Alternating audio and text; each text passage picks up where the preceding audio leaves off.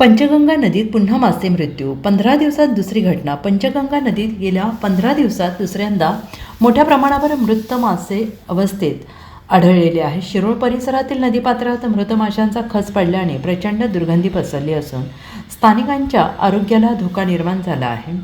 नागरिकांचा आरोप आहे की औद्योगिक विषारी सांडपाणी थेट नदीत सोडलं जात असल्यामुळे पाण्यातील ऑक्सिजनचे प्रमाण घटले असून त्यामुळे माशांचा श्वास कोंडून ते मृत्युमुखी पडत आहेत.